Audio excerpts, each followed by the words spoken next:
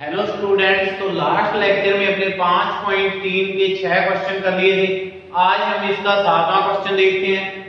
1 से 1000 के बीच 3 से भाज्य सभी विषम संख्याओं का योगफल ज्ञात करो।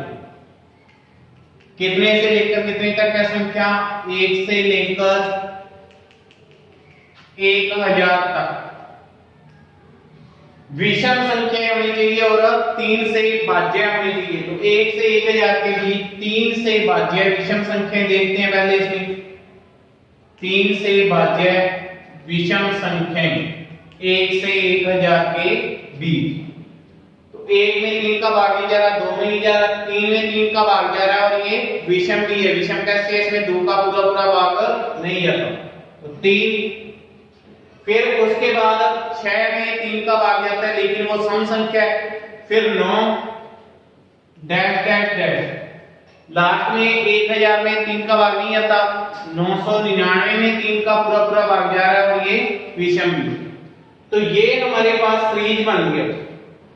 अब इन विषम संख्याओं का योगफल, अब हमें नहीं पता ये 3 से लेकर 999 के बीच कितनी ये विषम संख्या 3 से भाज्य आ रही है। तो इनकी पहले हमें संख्या पता होनी चाहिए। तो प्रथम पद a इक्वल 3, सारक अंतर d equal a2 minus a1। a2 की वैल्यू 9 माइनस 3, तो कितना आ गया? 6। d की वैल्यू कितनी आ गई? 6। अब अंतिम पद an की वैल्यू कितनी है? 999, यानी nवां पद मान लेते हैं। इस अंतिम पद को nवां पद कितना दिया? मान लिया 999, ये n की वैल्यू 999। अब फॉर्मूला लगाते हैं a plus n minus 1 into d equal में 999। a की value 3 plus n minus 1 into d की वैल्यू 6 इक्वल में 999। अब ये प्लस के 3 है, उस साइड जाके माइनस के, n minus 1 into 6 equal 999 minus 3। तो n माइनस 1 इंटू 6 इक्वल में 996। अब 6 यहां पर गुणा में है, उधर किस में चलाएगा? भाग में। तो n माइनस 1 इक्वल 996 बटे 6। 6 का भाग लेते हैं, 6 इंटू 6 3 बचेंगे 39, 6 इंटू 6 36, फिर 6 इंटू 6 36। n माइनस 1 इक्वल कितना आ गया? 166। माइनस का 1 है, उस साइड जाके प्लस का 1, n इक्वल 166 प्लस 1, 167। अब हमारे पास n की वैल्यू आ गई। इसमें यहां से लेकर यहां तक 3 से भाज्य कितनी विषम संख्या है। अब इनका योगफल और पूछा उसने, n पदों का योगफल। अब हमें पता है प्रथम पद और अंतिम पद दिया हो, तो Sn इक्वल n बटे 2 a प्लस n, ये फॉर्मूला लगा सकते हैं। अब यहां पर वैल्यू रख देते हैं कि n बटे 2, n की वैल्यू 167 इक्वल में 167 बटे 2 into a plus n, 3 plus 999। तो 167 बटे 2 इंटू 999 प्लस 3, 1002। इससे कैंसिल करें, 2 5 10, 1 0 और 1, तो 167 इंटू 501। इनका गुणा करते हैं तो कितना आ जाएगा? 7 एकम 7, फिर 6 एकम 6 0, फिर 1 7 5 35 और 1 36, 3 अंसिल, फिर 0 6 5 30 और 3 33, 3 अंसिल, 5 और 3 8, 83 667। तो ये यहां पर 3 से भाज्य विषम संख्या 1 से 1000 के बीच है, उनका योग कितना है? 83 667। नेक्स्ट क्वेश्चन देखते हैं। एक समांतर श्रेणी में प्रथम पद 8 है। तो क्या बोल दिया उसने? प्रथम पद 8 है और nवां पद 33 है। प्रथम पद 8 है, nवां पद 33 है। देखो इस क्वेश्चन में क्या बोल रहा है? प्रथम पद तो कितना है? समांतर श्रेणी है, पहले तो उसने ये बोल दिया। प्रथम पद उसका 8 है, nवां पद उसने बोल दिया कितना है 33 है। आगे बढ़ते हैं, आगे इसने दिया है n पदों का योग 123 है, n पदों का योग 123 है। तो n और d का मान ज्ञात करो। n यानी पदों की संख्या, d सारवंतर, दोनों की वैल्यू ज्ञात करनी है हमें। तो देखो यहां पर पहले प्रथम पद 1 की वैल्यू कितनी है 8, nवां पद 33 है, nवां पद यानी an की वैल्यू कितनी है 33। an का फॉर्मूला लगाते हैं a plus n minus 1 into D equal में 33। a की वैल्यू यहां पर कितनी दी है 8, तो 8 plus n minus 1 into D equal में 33। प्लस के 8 है, उस साइड जाके माइनस के 8, तो n minus 1 into D equal में 33 माइनस 8, तो n minus 1 into D equal में कितने आ गए 25। समीकरण नंबर 1। अब उसने बोल रखा है n पदों का योग 123 है, n पदों का योग इक्वल में 123। n पदों का योगफल किससे दर्शाते हैं Sn से, तो Sn इक्वल कितना दे रखा है 123। Sn का फॉर्मूला लगाते हैं n बटे 2 2a plus n minus 1 into D equal में 123। अब देखो यहां पर a की वैल्यू रख देते हैं और n माइनस 1 इंटू डी की वैल्यू रख देते हैं यहां समीकरण 1 से। तो समीकरण 1 से n बटे 2 इंटू a की वैल्यू कितनी है 8 plus n minus 1 into D की वैल्यू कितनी है 25, ये पूरा मान इसका रख दिया समीकरण 1 से इक्वल में 123। अब यहाँ पर ये दो भाग में है, इधर किसमें चलेंगे गुणा में, तो n into 2 into 8 16 plus 25 equal में 123 इंटू 2, 16 प्लस 25 41, तो n इंटू 41 इक्वल 123 इंटू 2। ये 41 यहाँ पर गुणा में है, उधर किसमें चलेंगे भाग में, तो n इक्वल 123 इंटू 2 बटा में 41, 41 तो ये 123 और 3 दुए 6। तो n का मान हमने ज्ञात कर लिया, कितना आ गया हमारे पास 6। ये क्वेश्चन अच्छा और इंपॉर्टेंट है। n का मान हमारे पास कितना आ गया 6। अब d का मान चाहिए, तो समीकरण 1 में n का मान रखने पर, समीकरण 1 में n का मान रखने पर या पुट करने पर, तो n का वैल्यू कितनी है 6 माइनस 1, 6 रख दिया n का मान, यहां माइनस 1 इंटू डी इक्वल में 25, 6 माइनस 1 5 डी इक्वल में 25, डी के गुणा में है 5, उधर किसमें रहेगा भाग में, तो डी इक्वल 25 बटे 5, 5 इंटू 5 25, तो डी का मान कितना आ गया 25। nवां पद दिया था, n पदों का योग किया था, बिल्कुल सिंपल क्वेश्चन है, अच्छा क्वेश्चन है और इंपॉर्टेंट। नेक्स्ट क्वेश्चन, रुपए 280 की राशि, कितने रुपए की राशि है टोटल 280 रुपए। आगे इसमें बोल रहा है पुरस्कार देने के लिए रखी गई। अब 280 रुपए टोटल राशि है और 4 पुरस्कार देने के लिए रखी गई। क्या बोल रहा है 280 रुपए राशि है, पुरस्कार देने हैं 4, ये बोल रहा है। फिर आगे इसमें क्या बोल रहा है प्रथम पुरस्कार के बाद का, जो प्रथम आएगा उसके बाद जो होंगे वो 20-20 कम होंगे पहले वाले से। जैसे पहला 100 रुपए है या 280 तो टोटल है, मान लो पहला इसमें 100 रुपए है तो दूसरा 80, या मान लो पहला 80 है तो दूसरा 60, फिर 40, फिर 20। इस प्रकार से उसने बोल के हमें नहीं पता कि पहले पुरस्कार की राशि कितनी है, लेकिन उसने इतना बता दिया जो प्रथम पुरस्कार की है उसके बाद आगे 20-20 कम होते जाएंगे अपने पहले वाले से। तो प्रत्येक पुरस्कार की राशि ज्ञात करूं, तो प्रत्येक पुरस्कार की राशि ज्ञात, यही ज्ञात है। तो देखो मान लेते, माना प्रथम पुरस्कार की राशि माना प्रथम पुरस्कार की राशि ₹a, ये मान लो स्मॉल ₹a, प्रथम पुरस्कार यानी A1 की वैल्यू दे दी। अब देखो आगे वाला ठीक ₹20 कम है, तो दूसरे पुरस्कार की राशि कितनी हो जाएगी? इसलिए दूसरे पुरस्कार की राशि A2 इक्वल, इससे 20 कम है तो कितनी होगी? A minus ₹20। तीसरे की इस दूसरे से 20 और कम है, तो तीसरे पुरस्कार की राशि A3 इक्वल A माइनस 20, इससे और 20 कम है तो माइनस 20, तो कितना आ गया? A minus 40।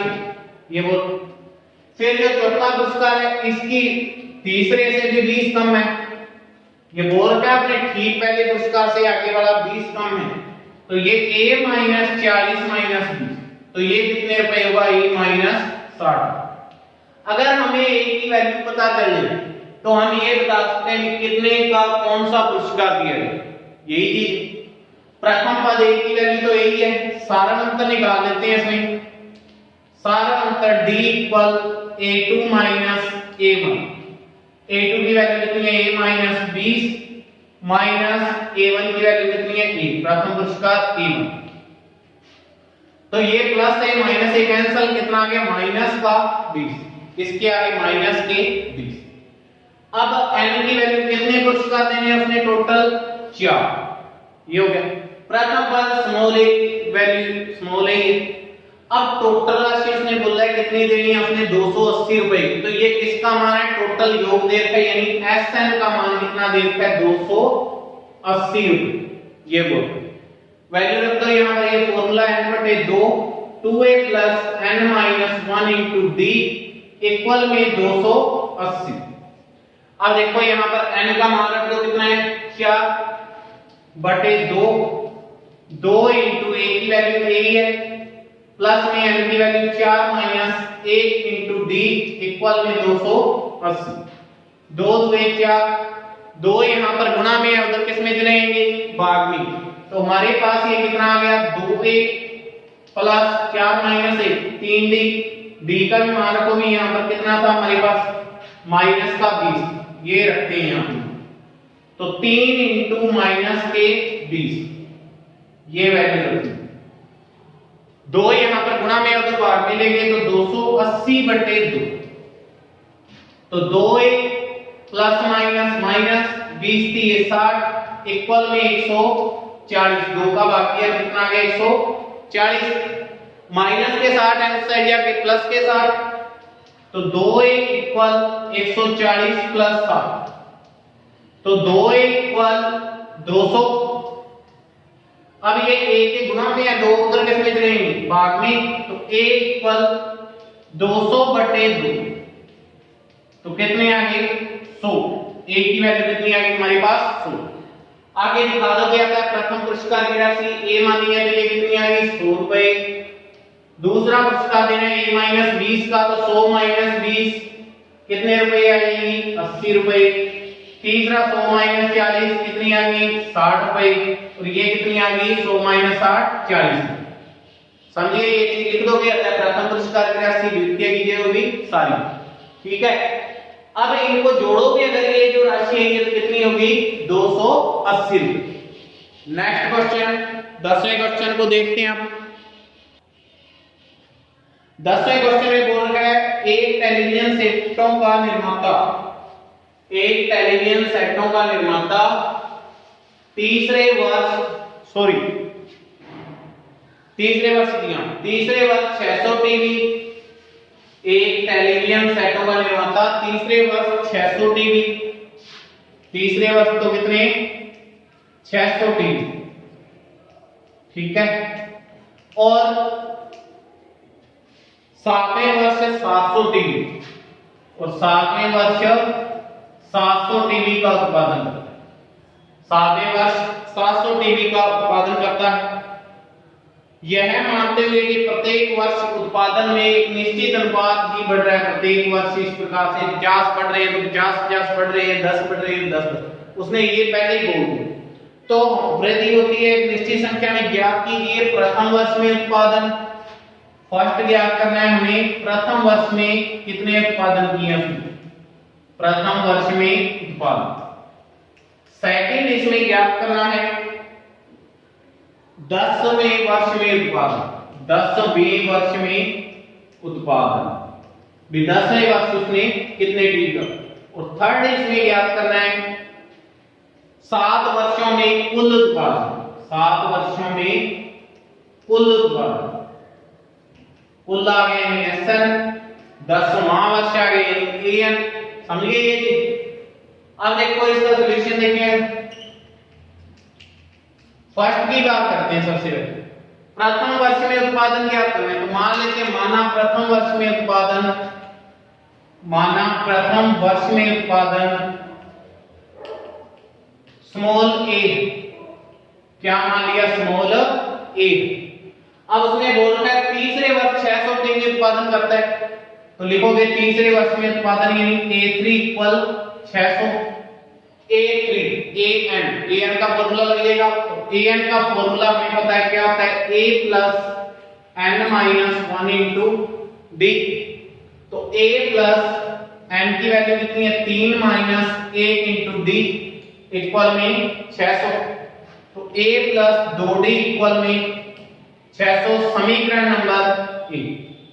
आगे बोलना है 7वें वर्ष में 700 टीवी का उत्पादन करता है, 7वें वर्ष में यानी A7 इक्वल में 700। तो यहां पर इसमें A plus 7 minus 1 into D equal में 700। तो A प्लस 6D इक्वल 700, समीकरण नंबर 2। अब देखो समीकरण 2 में से एक को घटा दें तो A से A कैंसिल हो जाएगा, किसकी वैल्यू आ जाएगी D की। तो समीकरण 2 में से समीकरण 1 को घटाने पर, समीकरण 2 में समीकरण 1 को घटाने पर समीकरण 2 A plus 6D equal 700, A plus 2D equal 600। तो माइनस माइनस माइनस प्लस से माइनस से कैंसिल, 6D में से 2D घटाएंगे 4D इक्वल में 700 माइनस 600। सो D के गुना में 4 उधर किस में चलेंगे भाग में, तो D इक्वल 100/4।